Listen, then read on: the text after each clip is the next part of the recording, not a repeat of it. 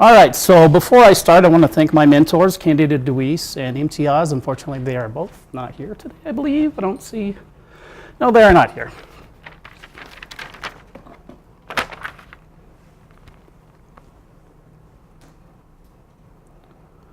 Ooh. All right, so this is a little out of order. We're going to go back to that. So as we begin to see changes in climate, there comes a need to model possible future outcomes. So, other way. So this model on the left there, that's an ensemble mean of the historic surface air temperature. And this on the right is an ensemble mean with the RCP 8.5 scenario, which is like the worst case scenario, like high population, high industry, high carbon dioxide. So we see a large increase here. So this is Colorado. That's about roughly 5 degrees Celsius increase in temperature in the 2050 to 2999 period. So on the bottom here, this is a Precip Map, and both of these are JJA. That's June, July, August. A lot of the research that I did was just over those summer months because those are like the high drought months, and that's what we're worried about.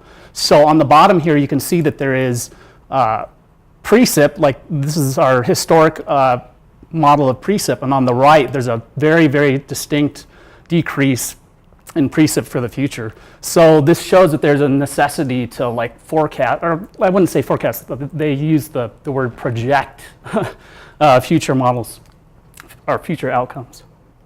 All right, so we're going to go back up now. So just to go over some basic terminology and some acronyms so that I don't trip over these later, evapotranspiration is going to be ET. That's the amount of water that's evaporating into the atmosphere, and transpiration is all that moisture that's coming out of plants. Potential evapotranspiration is, that is like atmospheric thirst. It's limited by sunlight mostly, but there are other things that can cause potential evapotranspiration. Soil moisture content, obviously that's how much moisture is in the soil. And precip, mostly rain.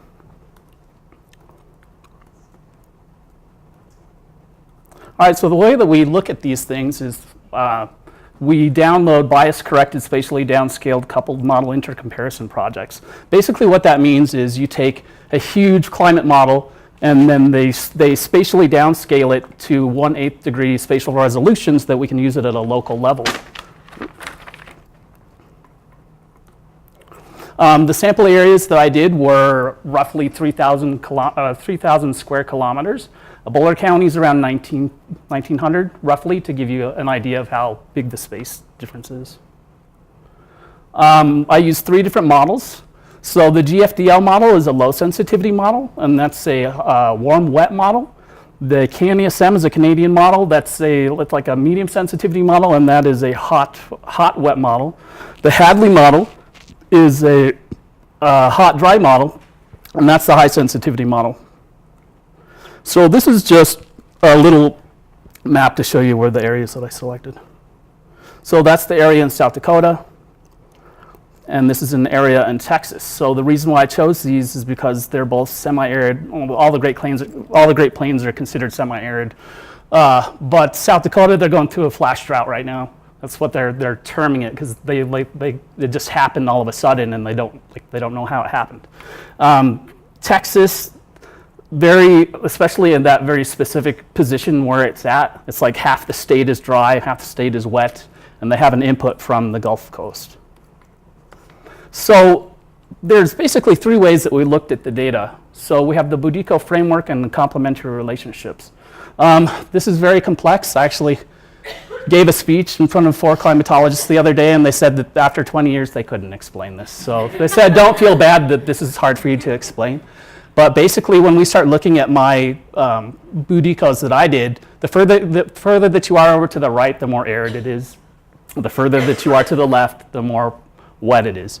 When we're looking at this complementary relationship here, so you'll start to notice, and just try to remember this pattern, where these 2 lines should be converging and going into a wet environment. That's ideal. Well, you won't be seeing that. I'll just tell you that now.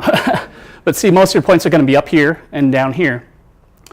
So you have your potential evapotranspiration on the top, actual transpiration on the bottom, and those 2 are complementary. So they should be aligning and feeding into that wet environment. So as we look at the graphs, you'll see that if there's a shift over to the right, that's a good thing, and if it's a shift to the left and they start spreading apart like that, that's going to be a bad situation. Okay, so this is the complementary relationships for South Dakota.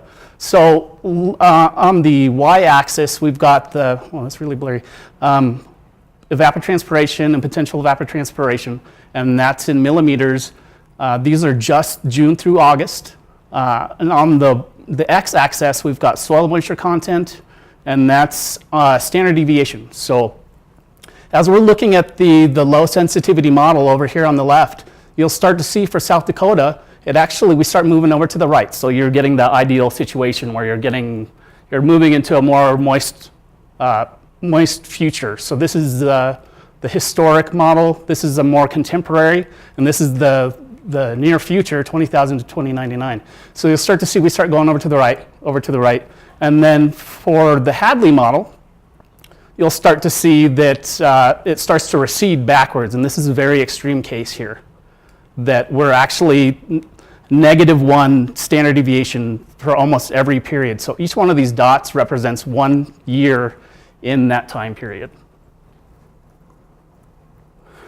This is Texas. So on the top, we've got obviously, this was actually one of the ones that was interesting to me, because you start to see that we start going over into that ideal like wet future, and then it starts to pull back in the future model. For the Hadley model, for the high sensitivity model, we start, like you don't see a ton of variation here. You start to see that they cluster more in this area. But then you do see that there are some outliers up here that are far out, but then generally speaking, everything moves back. So there is, I think through all of these complementary models, you'll see that there is a basic trend towards aridity.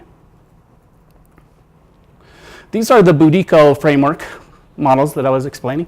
So the blue colors are the historic time period, the red is going to be our contemporary time period, and then the yellow are the future. So the only one on here actually, and it's kind of hard to see these, no, you can't even see it on that. There's these 3 little dots there that are outlined in black, and those are the average of the annual readings for each time period.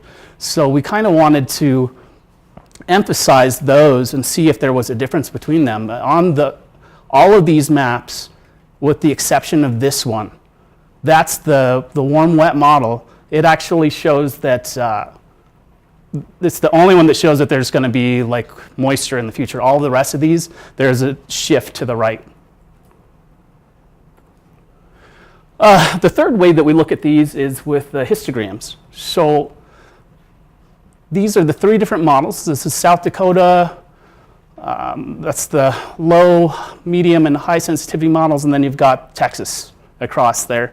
And these are total millimeters of potential evapotranspiration. So you don't see a ton of variation here with the GFDL model, but you'll start to see a very distinct shift here.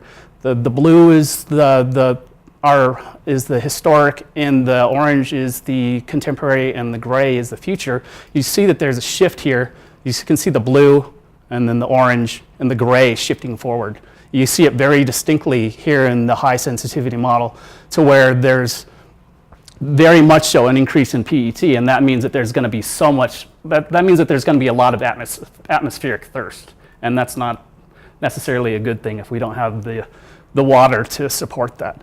As we look at the Texas model, it's not as clear as the South Dakota model, but you do start to see a shift to the right, basically in every one. This is soil moisture content for both areas.